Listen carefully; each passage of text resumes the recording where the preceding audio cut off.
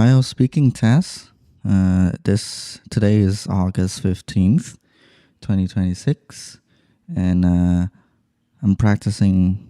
I'm doing a practice session for my IELTS test next week, and this is me having a go at random questions from the IELTS Speaking Success book. Wish me luck, okay? Now, let's first head into the topic of history. Do you think learning about history is important? Well, personally, although I wasn't a fan of history lessons back in the school years, I think learning about history has a very practical benefit.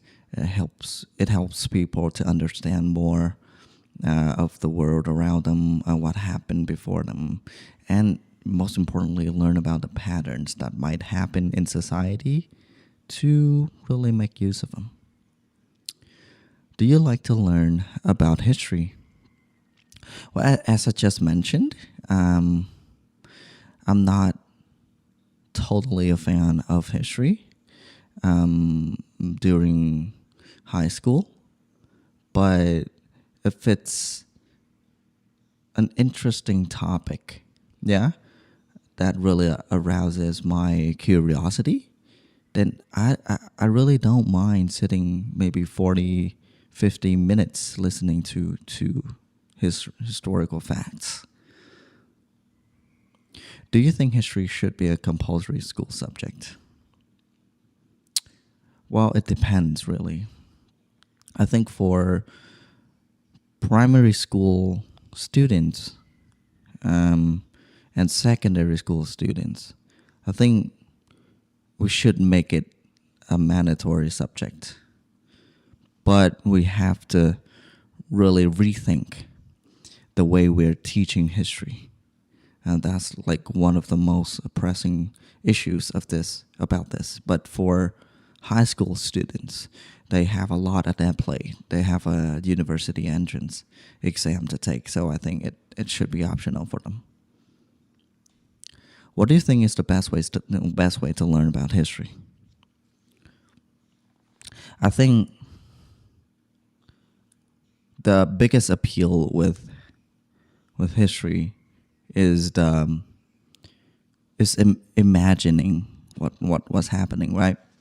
And unless the storytelling is spot on, I think there needs to be some sort of visual for the students, for us, to really grasp what's going on. But more often than not, like historical images and documents are usually quite graphic and explicit, and therefore we should take good care, take careful consideration using them. Right, let's move on to the topic of telephones. Do you prefer to call people or send text messages? Well, I am one of those people who prefer to send text messages. I only call those who are the closest to me, my wife, my family. But sometimes when it calls for urgency, I might make a phone call just to save time. Do you think sending email is more convenient than calling people? Well, it depends on what you're doing. If it's a time sensitive matter, sometimes making a phone call would be the better option, because you do not have to wait for their response. Sometimes they're busy doing something, like the person on the other side of the phone call. But when it's not a time sensitive matter, and if you need some sort of written proof, or if there's a lot of information, it would be better just to send a very well well written, detailed email so that the other person can get the full picture of what's going on. How often do you make telephone calls? How often do I make telephone calls? I would say almost every day, but not telephone. Like, I use Facebook Messenger or Zallo to call my wife. Just checking in, seeing if my daughter is eating well every night because I work in the evening, and just make sure everything's all right every day. Who do you talk to the most on the telephone? Well, as I just said, is my wife. I call her for just everyday, just everyday causes, like checking on my daughter, or to ask if she wants some sort of drink to have, before we go to bed, like a tea or something. Okay, the topic of home. How do you think your home could be improved? Well, I live in a pretty big house, and I wouldn't call it a house. I would call it an actual apartment building.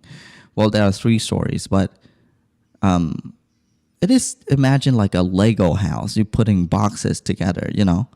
They're just these empty cubic rooms with just lights. There's nothing inside, so there's a lot to be desired when it comes to interior design, the interior design of the house. Which is your favorite room? Well, I'm really on a fence here. I spend most of my time during the day in my office, working, teaching, and studying, and also doing a lot of research and all sorts of personal projects. But it's my bedroom that I spend most of the time with my wife and my little girl. So yeah, I can't really choose one over another. In the future, what kind of home would you like to live in? Well,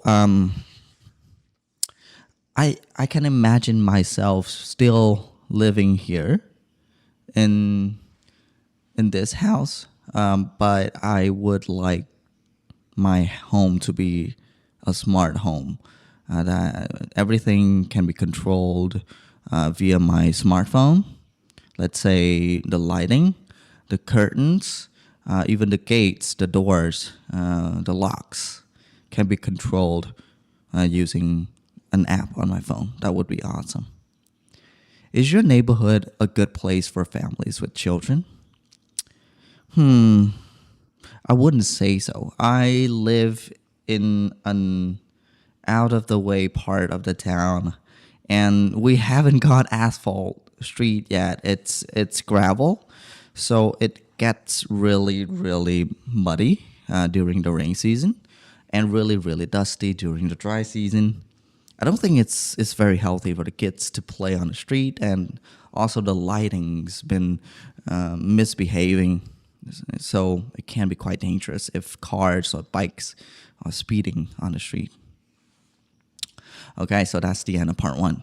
Ooh, okay. For part 2, I got the topic of an educational trip that I went on when I were in school. Okay, so I'm gonna walk you through what I'm thinking at the moment.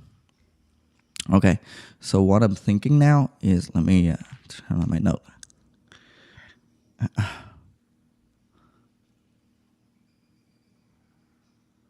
What I'm thinking about now, let me turn on this as well.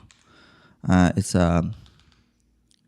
was in secondary, went to a museum, and I went actually in the Independence Palace in Ho Chi Minh. I went with my classmates, and I went there.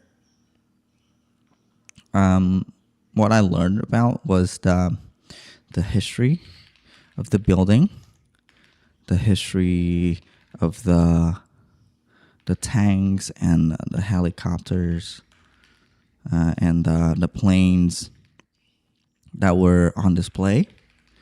And I learned a lot about how Vietnamese soldiers, like how hard the situation was for them to really be undercover and all that. Yeah. Okay, so I'm gonna start right now. I'm gonna keep this simple and I'm gonna try to keep it as smooth as possible. I'm not going to force too much. So I'd like to talk about a trip to the Independence Palace in D1. I went there, if I remember correctly. I went there in 2013, 2012, something. So it was a long time ago, 14 years. And it was a school trip. We had to sign up. I had to take this piece of paper, home and ask my mom to sign it, and also I had to pay an amount of money. Can't remember how much. And we went there, like I remember having to wake up early that day, and we went there, our entire class, also with some parents as well. The first impression when we got to the gate was how big the place was, like how big the palace was. No wonder it was called a palace. The architecture struck me as a massive, French kind of architecture. And I remember learning a lot about the history of the place, how it was built, the fact that it was bombed during the war and it was reconstructed and it was actually redesigned. I also learned about the history of the tanks, the helicopters, and the planes that were on display. There was so much to learn, and I learned to appreciate the freedom that we have today more than ever. Okay, so that's the end of part 2. Usually there's a part 3, but I think I'm going to call it here. Thank you very much.